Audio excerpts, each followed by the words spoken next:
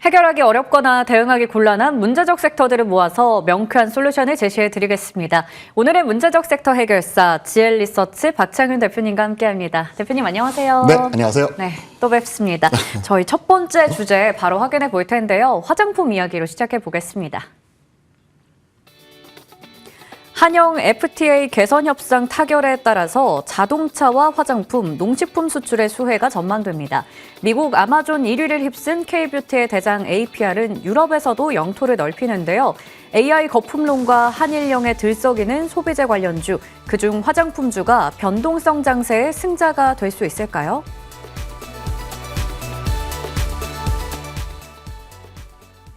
네, AI 거품론 때문에 지금 시장에 좀 변동성이 크게 나타나고 있습니다. 오늘도 양지수가 1%가 넘게 밀리는데요. 이러한 구간에서 오늘도 화장품 관련주들의 시세가 강하거든요. 화장품주가 하나의 안전바 역할을 할 수 있을까요? 하나의 틈새 전략 역할은 충분히 할 수가 있겠죠. 분명히 우리가 시장에서 어제도 시장 반응을 보시면요, 크게 흔들리는 모습이 나타날 때 내수 소비주를 중심으로는 상대적으로 좋은 모습이 좀 나타났단 말이죠. 그 안에서 순환매 이렇게 생각을 하고 있습니다.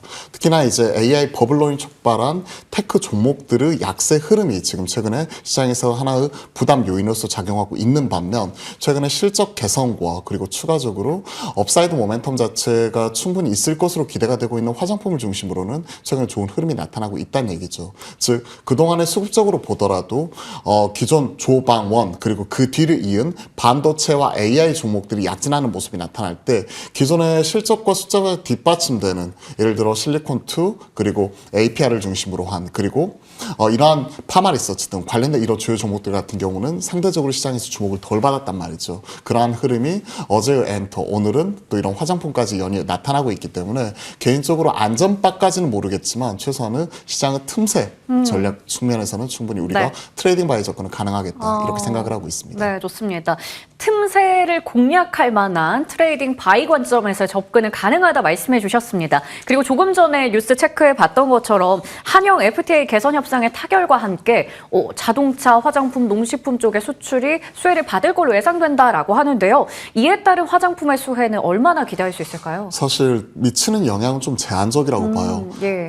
영국 같은 경우에는 이미 EU에서 탈퇴한 지 꽤 오래되었었고, 그리고 영국을 기점으로 해가지고 EU 쪽으로 발판을 좀 더 넓혀 나가기에도 화장품 시장에서 우리가 주로 타겟하고 있는 쪽은 아마존을 중심으로 한 미국 시장, 그리고 일본을 중심으로 한 또 국내, 일본, 그리고 여기에 더 나아가서 동남아 시장, 이러한 부분이고, 추가적으로 이런 메인 마켓으로 진입을 할 때 유럽 쪽 이런 부분을 생각을 하고 있는데, 유럽 같은 경우는 프레스티지 라인 쪽이 이미 어느 정도 활성화되어 있는 가운데 국내 이런 주요 브랜드들 같은 경우는 입점하는 초기 국면이라고 볼 수가 있겠죠. 미국 시장에서 지금 현재 쌓은 인지도를 바탕으로 APR 같은 경우가 유럽에서 지금 잘하는 모습이 나타나고 있고, 실리콘2의 경우에는 이미 작년에 미국 시장에서 어느 정도 좀 발을 빼는 모습이 나타나고 있는 가운데 폴란드의 물류센터 자체를 완공을 시켜버렸죠. 그러면서 최근에 이제 글로벌 첫 오프라인 매장인 모이다 같은 경우는 미국에 이어서 지금 유럽까지 진출을 타진하고 있는 만큼 이러한 관련 종목들을 중심으로는 긍정적이다, 이렇게 생각을 할 수가 있을 것 같습니다. 다만 앞에서 말씀해 주셨던 한국과 영국과 이런 FTA 체결을 했으니 이런 부분 같은 경우 화장품의 수혜다, 이렇게 바로 연결 짓기에는 네. 좀 뭔가 부족하지 않나, 그렇게 생각을 합니다. 이 뉴스 하나를 가지고 수혜를 많이 볼 것이다라고 연결을 짓기에는 좀 제한적인 영향일 것이다 말씀해 주셨지만, 그래도 실적이 잘 받쳐주는 종목 중심으로는 우리가 접근해 보는 게 좋지 않을까 싶습니다.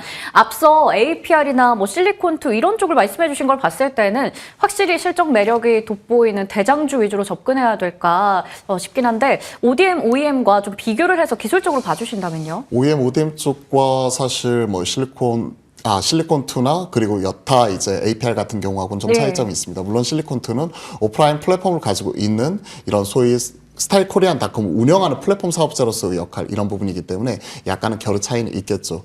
그러면 지금 말씀해 주셨던 OEM, ODM과 그리고 이런 브랜드샷과 좀 비교를 할 필요가 있을 것 같아요. 대표적인 OEM, ODM이라면 한국콜 맡을 수가 있는 부분이겠죠. 한국콜만을 살 거냐 아니면 APR을 살 거냐, 둘 중에 하나를 꼭 꼽으라면 저는 당연히 APR을 살 거다 이렇게 생각을 합니다. 왜냐하면 결국은 OEM, ODM 좋은 건 누구나 알아요. 하지만 성장에 대해서 일정 부분 한계가 있는 가운데 밸류 트랩에 갇혀 있는 부분이죠. 그러한 가운데 브랜드샷 같은 경우에는 성장이 워낙 가파르게 올라오고 있단 말이죠. 숫자로 한번 비교를 해드릴게요.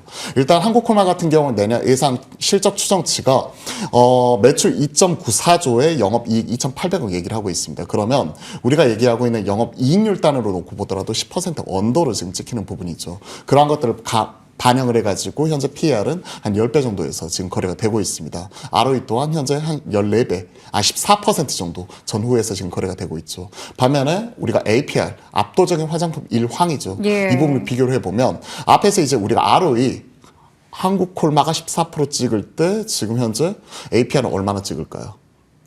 훨씬 높겠죠? 그쵸. 거의 60%에 달해요. 그 정도로 높나요? 네, 자기 자본 이익률이 57%에 달합니다. 네. 내년 실적 추정치가. 근데 PER 자체는 현재 한 24배에 불과하기 때문에 예. 상대적으로 우리가 훨씬 접근하기 용이하다. 이렇게 판단을 하는 부분이고 지금 이익당 현재 영업이익률을 보더라도 앞에서 OEM, ODM 같은 경우는 10% 언더일 때 APR 같은 경우에는 지금 내년 실적 추정치 대비해서 영업이익률이 25%에 달할 것으로 추정이 되고 있기 때문에 둘 중에 하나 고르라면 저는 APR 사겠습니다. APR 지금도 사실 6%가 넘는 강세를 보이고 있어서 고점 영역이니까 부담스럽지 않을까 싶었는데 이렇게 ROE를 가지고 비교해 주시니까 또 납득이 됩니다.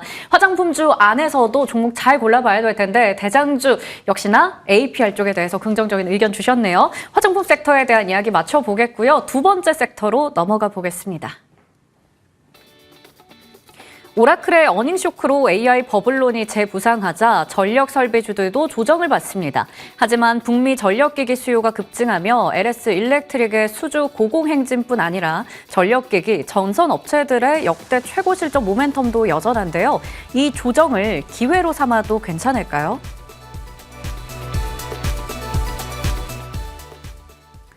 이제 마이크론이죠. 오라클과 브로드컴 실적 나오고 나서 아무래도 AI 버블론이 다시 또 불거지다 보니까 마이크론의 이번 주 실적 발표에 굉장히 많은 좀 이목이 쏠립니다. 절대 실망시키지 않을 거다라는 기대감이 있긴 한데 우선 AI 버블론이 참 꺼지지 않아요. 전력 설비주 이렇게 조정 나올 때는 우리가 기회로 삼는 게 괜찮을까요? 저는 기회 요인이라고 생각을 합니다. 결국 AI로 돈을 벌 수 있는 지금 최근에 가장 문제가 되고 있는 AI 버블론의 핵심은 돈을 투자한 것 대비해서 돈을 얼마만큼 벌 것인가 그런 것들을 생각을 해보면 결국 실제 AI를 통해서 돈을 벌고 있는 섹터 이런 부분은 제한적인데 우리나라에서는 이에 따른 수혜를 받을 수 있는 게 가장 대표적으로 반도체와 전력 설비죠. 그렇기 때문에 오히려 큰 틀에서 지금 26년까지 AI 트렌드 자체가 변하지 않는다는 이런 가정 하에 놓고 본다면 오히려 이렇게 조정이 나올 때가 기회 요인이다 이렇게 생각을 합니다. 지난주에 오라클과 브로드컴의 실적 실망감이 시장의 AI 버블론을 다시 한번 촉발을 시켰고 이번 주에 마이크론의 실적 발표를 통해서 숫자로 스크래치난 부분을 실적으로서 다시 한번 정면을 돌파하는 모습이 나타날 것으로 지금 예상은 저는 개인적으로 기대를 하고 있습니다. 참고로 지금 마이크론의 실적 같은 경우에는 추정치 대비 이번에 매출단은 186억 불 그리고 EPS단은 대략 한 3.8불 정도 찍히는 모습이 나오고 있는데 당장 눈앞에 나와 있는 실적보다 향후 가이던스와 HBM 추가적으로 포에 진입을 하는지 여부 이런 부분을 체크를 하면서 삼성전자, SK하이닉스에 미치는 투신까지도 같이 점검해 보시면 좋을 것 같습니다. 다시 한번 전력 설비 간단하게 체크해서 말씀드리면 예. 결국은 국내 4사죠. 저는 일진전기까지 5개 보긴 하는데 크게 놓고 보면 SD 현대 일렉트릭 그리고 효성 중공업 같은 초고압 변압기 그리고 한쪽에서 LS 일렉트릭 같이 배전 쪽에서 배전 변압기에서 잘하고 있는 쪽에서 초고압 변압기로 신규 진입하고 있는 친구 그리고 산일전기처럼 특수 변압기 쪽에서 독자적인 영역 카테고리를 구축하고 있는 쪽과 최근에 전선에 이어서 변압기 쪽으로 지금 영역을 확대하고 있는 일진전기까지 이렇게 5종목 주목해보면 좋을 것 같습니다. 5종목을 말씀해 주셨습니다. 사실 대표주들이 어제 조정 나오고 나서 오늘은 그렇게 많이 밀리진 않지만 전체적으로 고점 대비해서는 꽤나 지금 기간 조정이 나오고 있는 상황인데 오히려 이럴 때 기회로 노려보자 말씀해 주셨고요. 대표주 중심으로 거기다가 일진전기나 산일전기까지 함께 리스트에 담아두고 보면 좋을 것 같네요. 자, 그러면 이 종목들 기술적으로 분석을 좀 해보면 어떨까요? 이 중에서도 특히나 매력도를 따져본다면 3사 중에서는 어디를 봐야 될지도 궁금하고요. 일단 일단 그 3사 중개사라고 말씀을 해주셨으니까 예. 지금 보시면 LS 일렉트릭과 HD 현대 일렉트릭 그리고 효성중공업 3사 이렇게 말씀하시는 예. 것 같은데 가장 많이 빠진 거는 11월 초 고점을 찍고 나서 조정이 나왔었던 효성중공업입니다. 효성중공업 같은 경우에는 대략 한 28% 정도 지난 6주 사이에 지금 조정이 나왔고요. 그리고 HD 현대 일렉트릭 같은 경우에는 지금 대략 한 24% 그리고 LS 일렉트릭이 상대적으로 덜 빠졌는데 한 20% 가까운 조정이 나왔죠. 그러면 기술적으로 보았을 때 낙폭이 컸었던 종목은 효성중공업입니다. 예. 그리고 밸류에이션 측면에서 우리가 비교를 해드리면 일단은 뭐 이튼이라든지 지 버노바, 뭐 히타치 ABB 등 글로벌 그 전력 설비 업체들은 평균 PER 자체는 대략 35배에서 한 40배 전후에서 움직이고 있다가 최근에는 한 30배 전후까지 좀 떨어지는 모습이 나오고 있거든요. 그러한 측면에서 국내 기업들을 비교를 해보면 HD 현대 일렉트릭이 내년 실적 추정치 대비해서 한 31배 정도에서 움직이고 있고 효성중공업 같은 경우는 상대적으로 싼데 대략 25배, 24.9배 예. 움직이고 있고 LS 일렉트릭이 가장 비쌉니다. 34배. 그러면 가장 많이 빠졌고 밸류 측면에서 가장 싼 게 효성중공업이기 때문에 PER 25배에서 움직이고 있고 최근에 28% 빠진 저 같으면 3사 중에서는 효성중공업 픽을 할 것 같습니다. 네. 그러면요, 지금 상대적으로 밸류 매력에 있는 효성중공업이 오늘의 탑픽일지가 궁금한데요. 오늘 문제적 섹터 탑픽은 어떤 종목일까요? 저는 사실은 네. 효성중공업을 선택을 하고 또 예. 산일전기 같은 경우가 밸류 측면에서 놓고 보면 한 21배 정도로 가장 싸거든요. 그러니까 앞에서 말씀드렸다시피 HD 현대 일렉트릭이 31배고 LS 일렉트릭 같은 경우는 34배예요. 30배가 훌쩍 넘어가는데 산일전기는 21배고 효성중공업은 24배란 말이에요. 그렇게 보면 당연히 효성중공업이나 산일전기를 사야 될 것 같은데 꼭 그렇지만은 않다는 얘기죠. 최근에 주가 흐름을 보면 네. 이런 4사 공통적으로 11월 초에 고점을 형성을 하고 나서 공통적으로 최근에 보면 지금 한 30% 가까이 이렇게 조정이 나와 있었던 가운데 LS 일렉트릭만 유일하게 한 20% 빠졌어요. 상대적으로 예. 덜 빠졌던 거죠.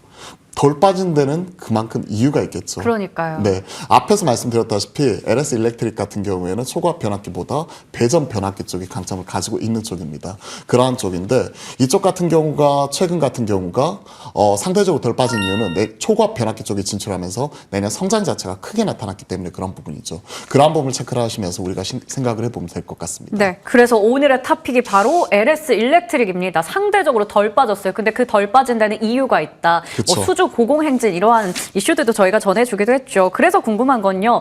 고점 대비 덜 빠졌으니까 여기서 우리가 매수를 한다면 어느 정도까지 목표가 세워볼 수 있을까요? 일단 기술적으로 한번 체크를 하면서 우리가 예. 살펴볼 필요가 있을 것 같습니다.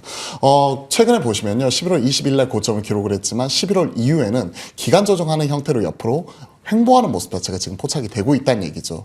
54만 9천 원 고점을 시작으로 지금 저점 같은 경우에는 대략 한 40만 원 초반까지 옆으로 한 10만 원 정도 박스권을 두면서 옆으로 기간 횡보하는 모습 자체가 최근에 계속해서 포착이 되고 있는데 오히려 지금 추세선 전후에서 왔다 갔다 하는 모습이 나타나고 있을 때가 저는 하나의 기회 요인이다. 저는 이렇게 생각을 하고 있습니다. 12월 달에 부산에 지금 현재 변압기 생산동을 준공한 이후에 초고압 변압기 시장에 본격적으로 진출을 하고 있고요. 캐파 같은 경우는 기존에 뭐 3천억 언더에 6천억까지 지금 더블업 하는 가운데 이에 따른 실적이 그대로 내년도에 그대로 반영이 될 것이다. 이렇게 바라보고 있는 이러한 상황이에요. 그렇기 때문에 분명히 현 시점에서 기간 횡보하는 모습이 나오지만 트레이딩 바이는 가능하다. 이렇게 생각을 합니다. 일단 목표가로는 기존 고점 라인대를 형성하고 있는 53만 원 그리고 손절가는 박스권 하단 기록을 하고 있는 대략 한 40만 원 초반이 아니라 한 48만 원까지 리스크 관리를 하면서 지금 현 시점에서 왔다 갔다 하는 모습이 나오는데 현 시점에서 5% 정도 빠지면 손절하도록 하겠습니다. 네, 좋습니다. 아주 꼼꼼하게 가격 전략 세워주셨는데요. LS 일렉트릭이고요. 목표 주가는 53만 원, 손절가 48만 원 보면서 대응하도록 하겠습니다. 오늘 이 시간엔 박창윤 GL리서치 대표님과 함께했습니다. 저희 성공 마감 전략 1부에서 준비한 순서는 여기까지입니다. 잠시 후 성공 마감 전략 2부에서 마감을 향한 전략들 더 꼼꼼하게 세워가도록 하겠습니다. 잠시 후에 뵐게요. 고맙습니다.